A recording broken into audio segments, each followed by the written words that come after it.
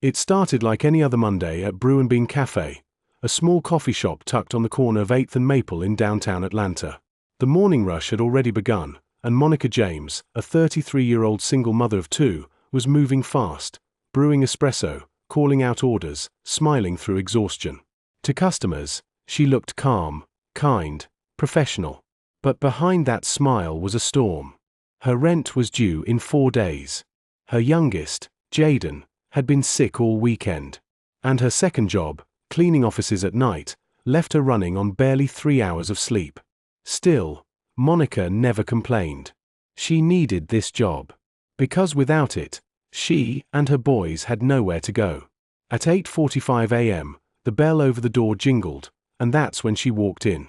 A woman in oversized sunglasses, tight curls, and a pearl-white purse slung over her shoulder. The kind of woman who made people glance twice, not out of admiration, but because her energy filled the room before she even spoke. Karen. She walked straight to the counter, tapping her nails impatiently against the wood. "Excuse me, is anyone even working here?" Monica turned, polite as ever. "Good morning, What can I get started for you today?" Karen's eyes narrowed like she'd just been insulted. "First of all, you can get started by moving faster. I've been waiting here forever." Forever. All of 30 seconds. Monica forced a small smile. "Of course, What would you like?" Karen sighed dramatically. "A non-fat soy latte with half a pump of caramel, not too hot," and wiped the rim of the cup. "I don't want fingerprints on it." Monica nodded and started making it. But Karen wasn't done. She leaned on the counter, watching Monica like a hawk, eyes scanning every movement, the milk frother, the wipe of a rag, the measured pump of syrup. And then she smirked. "You're new here, aren't you? I can tell." Monica kept her tone gentle.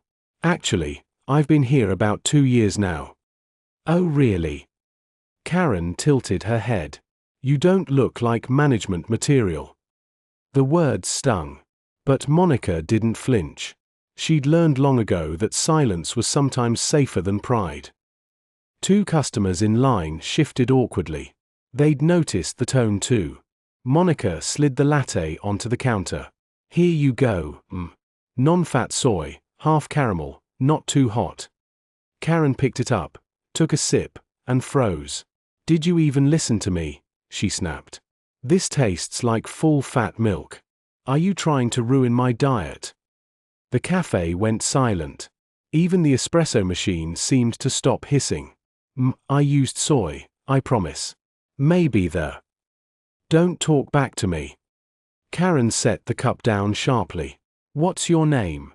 I'll be contacting your manager. This is unacceptable." Monica's stomach dropped.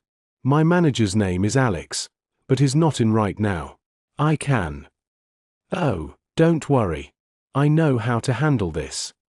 Karen stormed out, phone in hand, recording as she left. For the rest of the morning, Monica couldn't shake the feeling in her chest, that tight, anxious knot that comes when you know something bad is brewing. At 2 p.m., her phone buzzed. It was a message from Alex. "Hey, can you stop by the office before your shift ends? We need to talk." Her hands trembled slightly as she typed back. "Of course." When she entered his office later, Alex wasn't smiling. On his desk sat a laptop, paused on a video she recognized instantly. It was her, behind the counter, and Karen's voice narrating over it. "This employee was rude, lazy, and disrespectful. I can't believe this is how your company treats paying customers." Monica's heart sank. The video already had thousands of views. The comments section was brutal. "Fire her. She has an attitude problem." Another lazy employee caught on camera. Alex sighed. "Monica, this doesn't look good." She swallowed hard. "You know me, Alex. I've never disrespected anyone. You know I wouldn't." He raised a hand, sympathetic but firm. "I know, but corporate saw this too. They're watching how we handle it." Corporate. That one word hit like ice. Monica left his office with tears burning her eyes. How do you fight a lie the world believes? That night, after tucking her boys into bed, she sat at her tiny kitchen table scrolling through her phone. The video was everywhere. Shared, commented on, mocked. Then she saw a notification from a private account. Hey, I saw what happened. Don't lose hope. The right person saw the video too. She frowned, reading it twice. The right person? Before she could respond, the account vanished. The next morning, she walked into work expecting to be fired. But instead, the cafe was strangely quiet. Alex stood behind the counter, looking nervous. And beside him was a tall man in a grey suit, someone she'd never seen before. He turned when she entered, studying her face carefully. Monica James. Yes, sir. He smiled faintly. I'm Daniel Cole, CEO of Brew & Bean. Monica froze. Her heart pounded. The CEO? Here. I think we need to talk, he said quietly. About that video. Monica stood frozen behind the counter, her hands trembling slightly as the tall man in the grey suit watched her. The cafe had gone silent. Even the sound of milk steaming faded into the background hum of tension. The CEO, Daniel Cole, didn't look angry. If anything, he looked curious. I came down to see for myself, he said quietly. A viral video like that can hurt our company's name. But before I make any decisions, I want to hear your side. Monica's throat tightened. She'd spent the night rehearsing what she'd say if she got fired. But not this, not the CEO standing in front of her, calm, human, waiting for the truth. Sir, I swear, I didn't do anything wrong, she said softly. I served her drink exactly how she ordered it. She just didn't want to listen. Daniel nodded slowly, his eyes scanning her trembling hands. Would you be willing to sit with me for a few minutes? Off the floor. They sat in the small back office, the same one where she'd cried the day before. But this time, Daniel sat across from her, not behind a desk, just two people talking.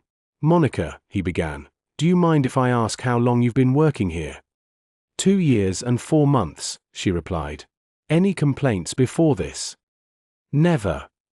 He leaned back slightly, studying her. Then tell me something. Why do you think this woman, this Karen, targeted you? Monica hesitated. Because I don't look like who she expected to be serving her. The room went quiet. Daniel's jaw tightened. He'd heard the tone in Karen's voice from the video too. The sharp condescension. The way she spoke down to Monica. It wasn't just rudeness. It was something uglier. Later that afternoon, Daniel left the cafe and went straight to corporate headquarters. He didn't tell his board what he was doing. He just pulled the company's security footage from that day, all the camera angles, not just the clip Karen posted online. He watched quietly as the truth unfolded before his eyes. Karen arriving. Monica greeting her politely.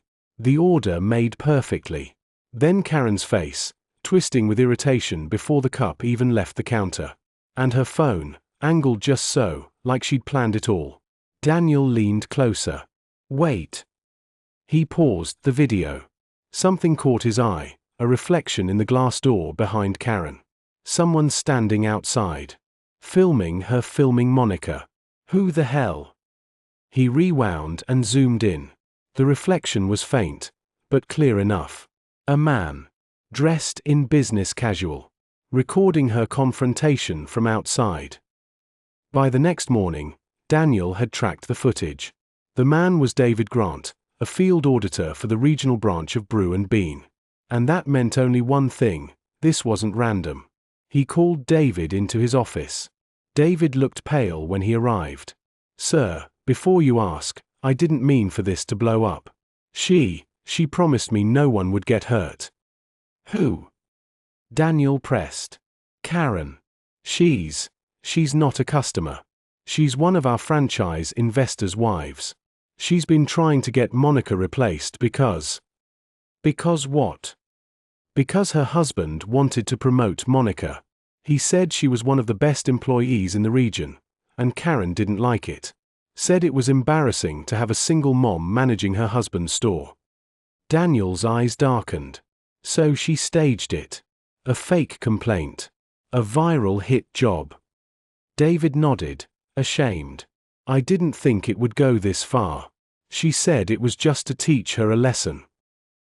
That night, Daniel couldn't sleep. He watched Monica's video again, not as a CEO, but as a father. He thought about the weight she carried every day. The kids she fed before dawn. The exhaustion she hid behind kindness. And something in him changed. He wasn't just going to fix this. He was going to make it right.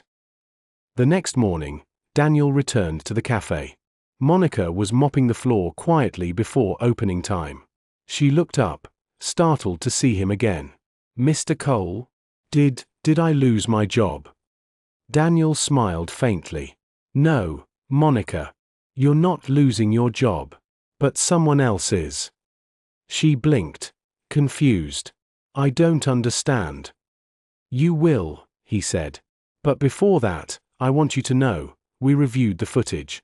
Every second. And you did nothing wrong. Tears welled up in her eyes. For the first time in days, she could breathe. But Daniel wasn't done. There's something else. I need your permission to share what we found. Because once this truth comes out, it's going to change everything. Monica hesitated. Change everything how? For her, Daniel said quietly. And for you. Before she could ask another question, the cafe door opened, and in walked Karen, heels clicking sharply on the floor, a smug smile plastered on her face. Oh, I see corporates here, she said brightly. Perfect timing. I came to check if you handled that problem. Daniel turned, calm and polite. Yes, actually. We were just discussing that. Karen smiled sweetly at Monica, venom hidden under sugar. I'm glad you took it seriously. Some people just don't belong in customer-facing roles, you know? Daniel stepped closer. You're absolutely right. Karen's smile grew. Exactly. Wait, what do you mean? He handed her a folder. This is a formal notice from Brew and Bean Corporate. Effective immediately, your husband's franchise rights are under internal review pending ethics violations. Karen froze. What? We know what you did, Daniel said quietly. And we have the footage to prove it. Her face drained of color. You can't. Oh, I can, he said. And I already did. As Karen stormed out, shaking, Monica stood speechless. You didn't have to do that for me. Actually, Daniel said softly, I did. He paused, his voice lowering. Because there's something you don't know, Monica. Something about me. She frowned. What do you mean? Daniel smiled faintly, almost bittersweet. Let's just say, you helped me once. A long time ago.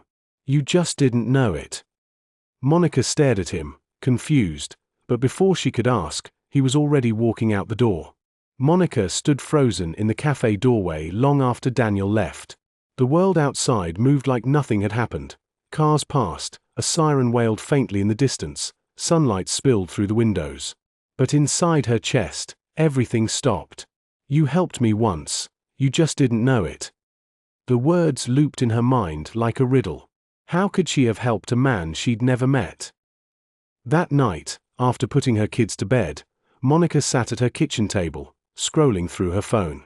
She typed his name into Google.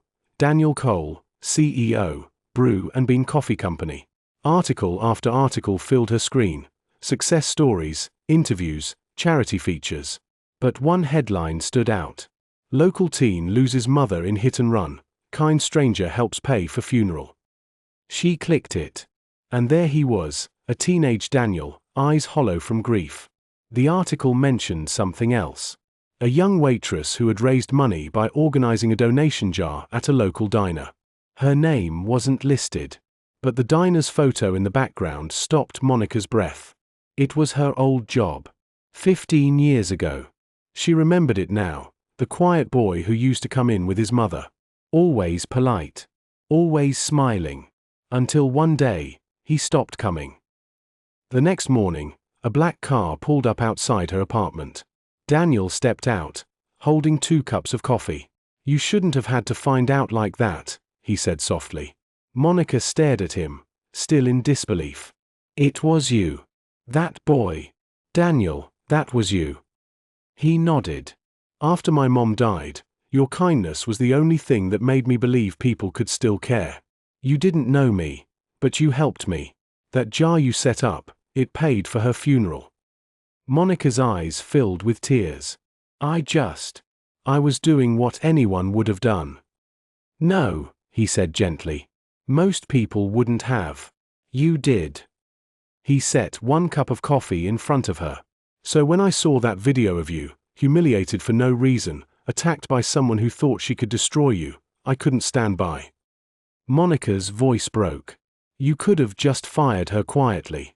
You didn't have to defend me like that." Daniel looked out the window, then back at her. "You defended me once when I was a nobody. Now it's my turn." That afternoon, Daniel posted a video from his official company page. It opened with him standing outside the cafe, calm, direct, no filters, no PR gloss. "A week ago," he began, "a video went viral showing one of our employees being berated by a customer. Many of you saw it and judged without knowing the truth. But we did our own investigation, and what we found shocked us." The footage played. The entire setup. Karen whispering instructions. The reflection in the door. David's confession. And then Daniel's voice again. This woman didn't deserve humiliation. She deserved respect. And as a company, and as people, we failed her at first. That ends today. Within hours, the video exploded across social media. #JusticeForMonica trended worldwide. Celebrities shared it. Major news outlets picked it up. But what mattered most was what happened in that small cafe the next morning. Customers lined up not just for coffee, but to meet her. People left notes, flowers, even job offers. And when Monica looked up from the counter and saw Daniel standing at the door again, she smiled through tears. "You didn't have to make me famous," she laughed softly. "No," he said, smiling back. "Just seen." As the camera faded out, a soft voiceover, Monica's, carried the final line. "You never know who's watching, or who remembers the kindness you thought the world forgot."